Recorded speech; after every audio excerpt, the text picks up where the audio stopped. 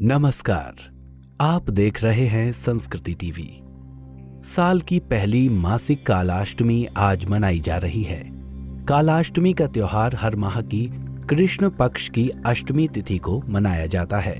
इस दिन काल भैरव की पूजा की जाती है, जिन्हें शिवजी का एक अवतार माना जाता है।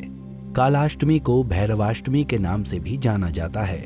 आज के दिन मां दुर्गा की पूजा और व्रत का भी विधान माना गया है। इस वीडियो में हम आपको कालाष्टमी के महत्व से लेकर ये व्रत क्यों किया जाता है और कैसे किया जाता है, इसकी पूरी जानकारी देंगे। कालाष्टमी पूजा विधि। नारद पुराण के अनुसार कालाष्टमी के दिन काल भैरव और मां दुर्गा की पूजा करनी चाहिए। इस रात देवी काली की उपासना करने वालों को अर्धरात्रि के बाद मां की उसी प्रकार से पूजा करनी चाहिए जिस प्रकार दुर्गा पूजा में सप्तमी तिथि को देवी कालरात्रि की पूजा का विधान है।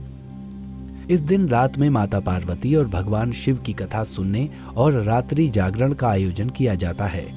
काल भैरव की सवारी कुत्ता है, इसलिए इस दिन कुत्ते को भोजन करवाना शुभ माना जाता है। क्यों रखा जाता है कालाष्टमी का व्रत? कथा के अनुसार एक दिन भगवान ब्रह्मा और विष्णु के बीच श्रेष्ठ होने का विवाद उत्पन्न हो गया। विवाद के समाधान के लिए सभी देवता और मुनि शिव के पास पहुंचे।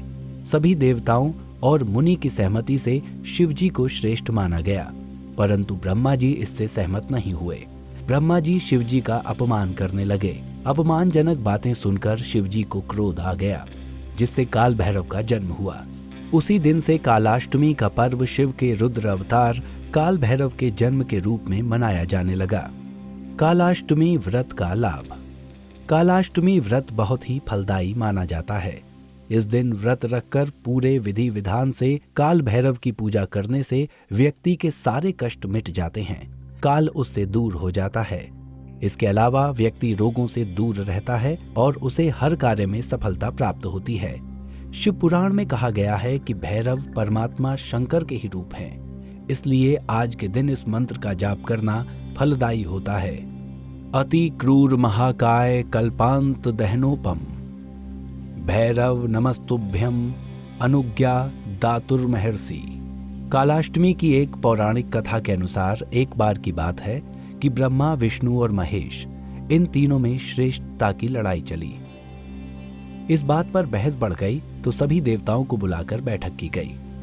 सबसे यही पूछा गया कि श्रेष्ठ कौन है।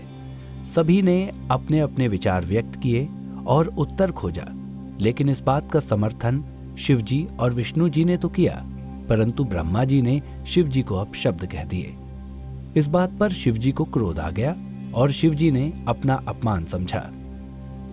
शिवजी ने उस क्रोध में अपने रूप से भैरव को जन्म दिया। इस भैरव अवतार का वाहन काला कुत्ता है। उनके एक हाथ में छड़ी है। इस अवतार को महाकालेश्वर के नाम से भी जाना जाता है, इसलिए ही इन्हें दंडाधिपति कहा गया है। शिवजी के इस रूप को देखकर सभी देवता घबरा गए। भैरव ने क्रोध में ब्रह्मा जी के 5 मुखों में से एक मुख को काट दिया। तब से ब्रह्मा जी के पास 4 मुख ही हैं। इस प्रकार ब्रह्मा जी के सिर को काटने के कारण भैरव जी पर ब्रह्म हत्या का पाप आ गया। ब्रह्मा जी ने भैरव बाबा से माफी मांगी, तब जाकर शिवजी अपने असली रूप में आए। भैरव बाबा को उनके पापों के कारण दंड मिला, इसीलिए भैरव को कई दिनों तक भिखारी की तरह रहना पड़ा। इस प्रकार कई वर्षों बाद वाराणसी में इनका दंड समाप्त होता है और इनका एक नाम दंड पाणी पड़ा था। देखते रहिए संस्कृति टीवी। नमस्कार।